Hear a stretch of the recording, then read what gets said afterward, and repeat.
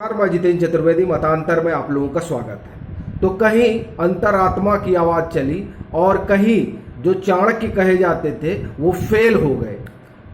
मैं बात राज्यसभा चुनाव की कर रहा हूं जिसमें बड़ा भारी खेल हो गया। अब आप कहेंगे खेल क्या हो गया? क्योंकि राज्यसभा में राजस्थान को लेकर जो हुआ उसकी खबर आपको रात में ही चल गई होगी, तब आप उसी खबर को लेकर सदमे में होंगे। लेकिन बड़ी बात यह है कि राज्यसभा, अगर हम राजस्थान की बात करें तो वहां वही हुआ जो जिसकी आशा थी। यह माना जा रहा था कि वहां अशोक गहलोत को पटखनी दे पाना सहज नहीं होगा, क्योंकि जो लोग राजस्थान को जानते हैं और अशोक गहलोत को पहचानते हैं वो ये मानते हैं कि वो 24/7 पॉलिटिशियन है। कांग्रेस में वो व्यक्ति 24 घंटे सिर्फ राजनीति करते हैं। तो ऐसी स्थिति में वहां 3 उम्मीदवार जो कांग्रेस ने खड़े किए थे उनका हार पाना और भाजपा उन्हें हरा पाती, ये थोड़ा मुश्किल दिखाई दे रहा था, क्योंकि आंकड़े उन्होंने जुटा लिए थे। और बड़ी चीज, जिस इंडिपेंडेंट पर दांव लगाया था कि भाजपा को लग रहा था ये इंडिपेंडेंट जो है उनके सहारे नैया पार हो जाएगी, तो ये माना जाता है कि वहां दरअसल वो जो 13 इंडिपेंडेंट हैं वो किसी न किसी तरीके से राजस्थान के जो मुख्यमंत्री हैं वो जीते, आप कहिए कि उनका जो चुनाव निकला उसमें उनकी बड़ी भूमिका रही। और फिर बाकी तो आप शासन प्रशासन जानते हैं, आरोप भी लग रहा है कि साहब एसीबी भी दौड़ा दिया गया था। अब एसीबी दौड़ेगा तो वोट देना ही पड़ेगा। और फिर वहां पर तमाम जो छोटे छोटे दल हैं वो उनके साथ चले गए थे। अब एक चीज और आई है कि जिनका वोट खराब हुआ है वो कहा जा रहा है कि वसुंधरा राजे खेमे की हैं। अब ये बड़ी दिलचस्प बात है कि इस हार जीत में उनकी क्या भूमिका रही, इसकी एक अलग तरीके से समीक्षा की जानी चाहिए और हमको लगता है इसकी समीक्षा होगी। पर हम लोग अब राजस्थान में जो हो गया उससे आगे चलते हैं और उससे आगे महाराष्ट्र पे हम सबसे पहले बात करते हैं। हालांकि कर्नाटक का भी किस्सा कम मजेदार नहीं है। कर्नाटक में भी भाजपा ने एक और, मतलब आप ये कहिए कि तीसरा उम्मीदवार उतारा था और वहां एक कांग्रेस ने भी उतारा था और जेडीएस ने उतारा था। जेडीएस और कांग्रेस में ये बात हुई थी कि साहब देखिए, हमने देवेगौड़ा साहब को भेजा था, इसलिए अब आप हमारी मदद करिए और हमारे ये जो कैंडिडेट है कांग्रेस के मंसूर अली खान, इनको आप जिताइए, ऐसा कांग्रेस का जेडीएस से कहना था। लेकिन जेडीएस ने अपना कैंडिडेट उतारा और उसने इस बात को सुना नहीं। हालांकि फिर कांग्रेस ने आरोप भी लगाया कि ये जो है मुसलमानों के विरोधी हैं, इस तरह की तमाम बातें उन्होंने कही। पर जेडीएस ने तो अपना कैंडिडेट उतार रखा था। भाजपा के पास संख्या बल पूरी नहीं थी, लेकिन ये उसको इस बात का भरोसा था कि क्रॉस वोटिंग होगी। और हम लोग ये बात कह रहे थे कि वहां परिस्थितियां ऐसी बन सकती हैं, क्योंकि जेडीएस को ज्यादा वोट चाहिए बरक्स भाजपा के, वहां 45 वोट चाहिए होता है एक उम्मीदवार को राज्यसभा भेजने के लिए। तो इस लिहाज से भाजपा को वहां इनसे कम वोटों की जरूरत थी जितनी चाहिए थी जेडीएस को या कांग्रेस को। तो ऐसी स्थिति में वहां क्रॉस वोटिंग हुई और उस क्रॉस वोटिंग का फायदा भाजपा को मिला।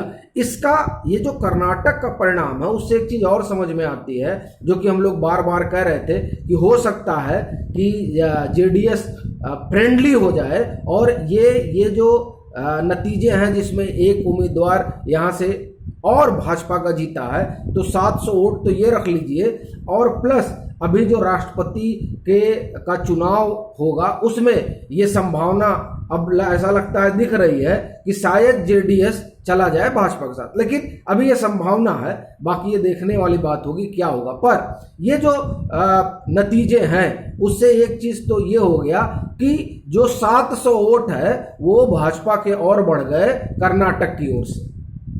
तो यहां पर क्रॉस वोटिंग वगैरह हुई और भाजपा ने अपने तीनों उम्मीदवार जिता लिए, तीसरा उम्मीदवार भी भाजपा का जीत गया। आइए महाराष्ट्र में, और जो कि जहां सबसे दिलचस्प मुकाबला हुआ, और वो मुकाबला सबसे दिलचस्प ये है चूंकि उस मुकाबले ने एक चीज तो साफ कर दी, वो ये कि अब वहां के छत्रप जिनको कहा जाता था और राजनीति का जिन्हें चतुर और माहिर खिलाड़ी कहा जाता है शरद पवार, वो अब आप समझिए कि उनको देवेंद्र फडणवीस ने रिप्लेस कर दिया क्या, ये बड़ा सवाल है। क्योंकि वहां पर भाजपा ने 3 उम्मीदवार उतारे, कायदे से वो 2 जिताकर भेज सकते थे, तीसरा क्यों उतारा गया, ये बड़ा सवाल था। तो तीसरा इसलिए उतारा गया, कहा गया कि साहब ये शिवसेना या आप कहिए अघाड़ी को एक्सपोज करना चाहते हैं कि इनके भीतर किस तरह की रसाकसी है। हालांकि जब चुनाव के एक दिन पहले तक ये माना जा रहा था और माना क्या जा रहा था, खबर भी थी कि शिवसेना के दूसरे उम्मीदवार मतलब संजय राउत एक और संजय पवार दूसरे, संजय पवार को जिताने के लिए पूरा पवार परिवार मतलब शरद पवार का पूरा कुनबा मैदान में उतर गया है कि कुछ भी हो ये कैंडिडेट जीतना चाहिए। वो इसलिए चूंकि वहां जो एक एनसीपी ने उतारा था, एक जो है कांग्रेस ने उतारा था, यहां इन्होंने 2 उतारा था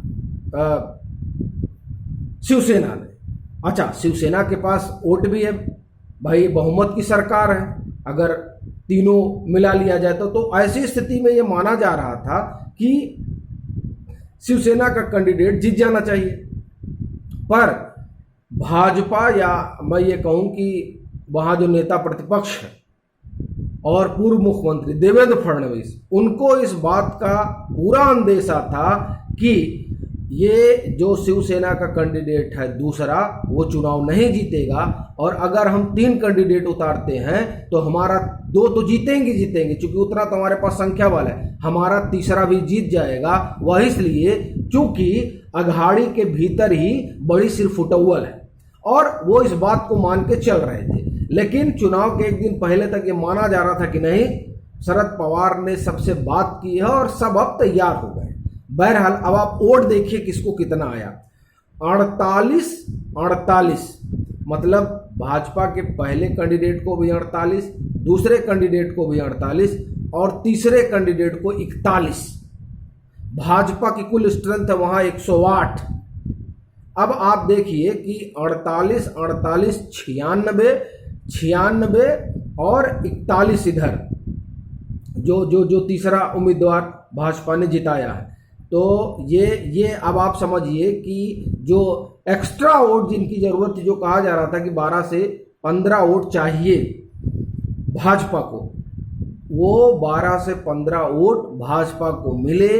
इसका मतलब ये हो गया कि महाविकास अघाड़ी में जो चल रहा है वो बड़ा भयावह है और वहां अंदर खाने बड़ी रसाकसी है और वहां जो एमएलए है वो अपनी ही सरकार से खुश नहीं है, बावजूद इसके कि वो अघाड़ी का हिस्सा है। एक बात तो ये हुई। दूसरी बात आप ये समझिए कि इससे ये एक चीज ये भी समझ में आता है कि आखिर में क्यों लोकसभा स्पीकर का चुनाव महाराष्ट्र विधानसभा में नहीं हो पा रहा है, अघाड़ी सरकार उससे क्यों भाग रही है। क्योंकि उसको पता है कि दरअसल ये चुनाव एक तरह से फ्लोर टेस्ट हो जाएगा और फ्लोर टेस्ट में अगर वो अपना उम्मीदवार नहीं जिता पाती है तो इसका मतलब ये होगा कि वो अल्पमत में आ गई।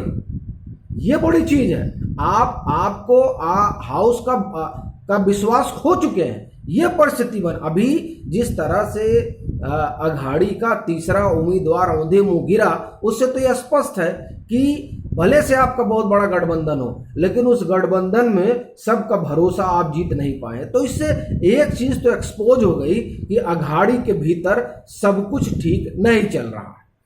और अगर हम बात हरियाणा की करें तो आप हरियाणा में देखिए क्या स्थिति रही। हरियाणा में तो अंतरात्मा की आवाज सुनी गई और उस अंतरात्मा की आवाज ने कांग्रेस का खेल बिगाड़ दिया। और वैसे भी ये हम लोग ये मानकर चल रहे थे कि वहां 31 वोट ही चाहिए और 31 वोट ही भाजपा के पास कांग्रेस के पास है। ऐसी स्थिति में जिस निर्दलीय कैंडिडेट का समर्थन कर रही है भाजपा और उनका गठबंधन, वो निर्दलीय उम्मीदवार अगर एक वोट भी इधर से उधर हुआ तो वो निर्दलीय उम्मीदवार जीत जाएगा। अब किसने अंतरात्मा की आवाज सुनी ये कहना तो मुश्किल है।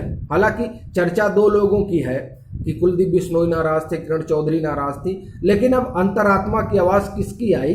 हालांकि कुलदीप बिश्नोई ने कहा था कि हम अपनी अंतरात्मा की आवाज से वोट देंगे, तो अब वो अंतरात्मा जिसकी भी रही हो, लेकिन वहां हरियाणा कांग्रेस में बड़ी रसाकसी रही। उसकी बड़ी वजह कुलदीप बिश्नोई को अध्यक्ष ना बनाया जाना था और इसलिए मामला बड़ा गड़बड़ हो गया था, तो वहां नाराजगी का एक माहौल था। दूसरा, कार्तिक शर्मा के जो पिताजी हैं विनोद शर्मा, वो पुराने कांग्रेसी हैं, तो क्या उनका अपना कुछ प्रभाव पड़ा और उससे वहां चीजें बदली? एक चीज तो ये भी है। और फिर अजय माकन वहां के लिए तो आउटसाइडर थे ही, और वैसे भी जैसे हम पहले भी कह रहे थे कि कोई खास उनका जो है, क्योंकि वो राहुल खेमे के हैं और राहुल खेमा और भूपेंद्र सिंह हुड्डा खेमा किस तरीके की रसाकसी होती है इसका एक मंजर आपको बताता हूं। अप्रैल 2015 में जब राहुल गांधी, आपको ध्यान होगा, 52-53 दिन के लिए गए थे अज्ञातवास पे, तो अज्ञातवास से लौट कर आए तो रामलीला मैदान में एक बड़ी रैली हुई, और उस रैली में जिसे राहुल गांधी ने हरियाणा का अध्यक्ष बनाया था, अशोक तंवर, उनके समर्थक और हुड्डा के समर्थकों में उस रैली में होड़ लग गई थी। और आप देखिए किस तरह से हुड्डा के ही दबाव में अशोक तंवर को, जब हरियाणा का चुनाव 2019 में होना था तो उसके पहले उनको हटाया गया और हुड्डा जिसको चाहते थे उसे बनाया गया, और फिर अशोक तंवर जो है वो कांग्रेस भी छोड़ गया, आजकल आम आदमी पार्टी में है। तो ये रसाकसी है राहुल खेमे और हुड्डा खेमे के बीच, तो एक ये भी वजह आप कह सकते हैं। लेकिन सब मिला जुला के इन राजस्थान को अगर हम अलग कर दें तो इन 3 राज्यों में जो खेल हुआ उसका परिणाम राष्ट्रपति का जब चुनाव होगा उसमें भी दिखाई देगा। अभी के लिए फिलहाल इतना ही। अगर आप मतांतर से नहीं जुड़े हैं तो जुड़िए, वीडियो को लाइक कीजिए, शेयर कीजिए और अपने सुझाव जरूर साझा कीजिए।